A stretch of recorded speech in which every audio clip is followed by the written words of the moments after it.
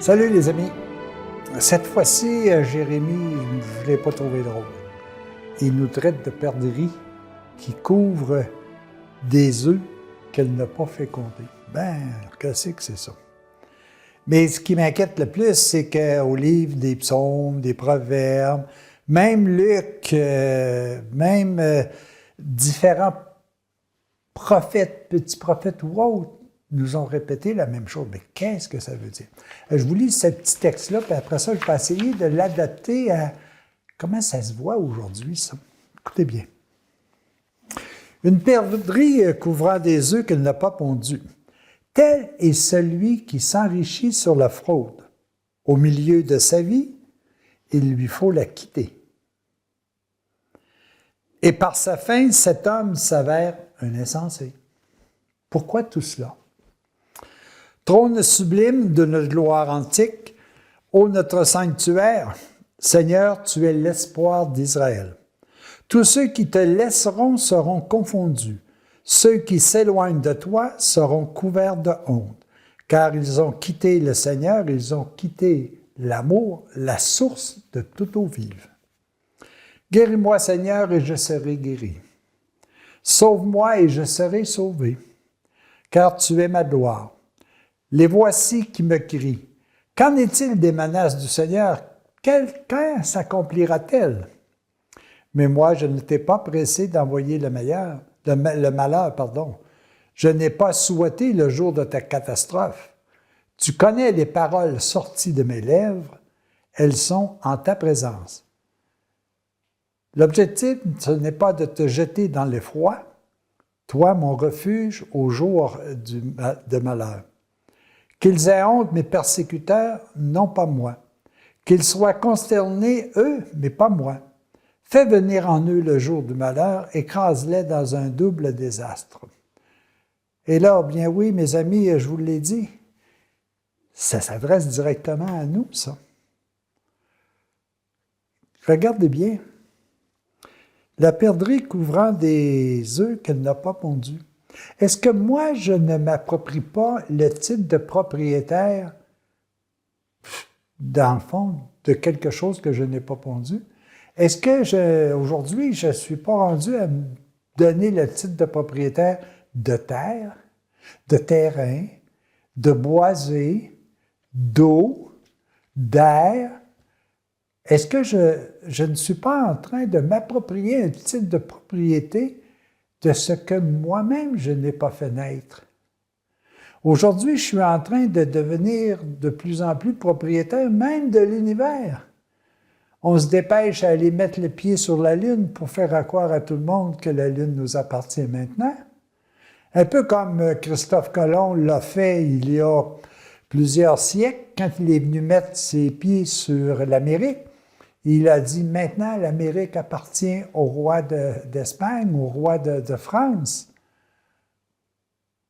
Est-ce qu'on ne fait pas la même chose au quotidien? Est-ce que je ne m'approprie pas des propriétés de choses que je n'ai même pas pondues? Et puis, ce qui est le pire là-dedans, c'est que ce type de propriété-là, comme il est dit, au milieu de ma vie immortelle, je devrais la quitter de toute façon. Quand on regarde ça, là, je vais vous dire une affaire, ça nous fait réfléchir drôlement. Je m'attribue des titres de propriété sur des choses que je n'ai pas créées moi-même. Puis pire que ça, c'est cette situation, ces éléments que je n'ai pas créés vont continuer à vivre alors que moi, je devrais mettre fin à ma vie, qui, elle, est mortelle, qui va durer peut-être 100 ans. Mais on rencontre encore aujourd'hui des arbres qui ont 500, 600 ans. Ils en ont vu passer des Jacques, là, puis des Michel, là. Mais pourtant, pendant une période de temps, j'étais propriétaire du terrain où cet arbre poussait. Mais de quel droit me suis-je approprié ce titre de propriétaire? Alors, c'est un peu le texte que Jérémie nous amène quand il dit, écoute un peu, là, est-ce que vous êtes des perdrix qui est en train de couvrir des œufs qui ne vous appartiennent pas? Et si vous êtes capable de reconnaître ça, Vous êtes capable de reconnaître que ce qui vous est prêté maintenant, prêté, c'est bien le mot, parce que l'arbre que je vous parlais tantôt, qui a 400 ans, a été prêté à plusieurs générations. Il y a peut-être eu 5, 6 propriétaires différents, mais l'arbre a toujours été là, lui. L'amour, elle a toujours été là. Même si pendant une période de 100 ans, elle a profité à Jacques, elle a profité à Michel, à Caroline, à Lisette, à peu importe qui. Elle est là, elle t'est prêtée, mais si tu en prends le titre de propriété, de toute façon, tu devras la quitter. Alors, c'est quoi? Alors, prenons pour acquis qu'il y a un être suprême. Puis cet être suprême-là, je l'appelle l'amour, qui nous a prêté tout ce que l'on a de besoin pour vivre convenablement.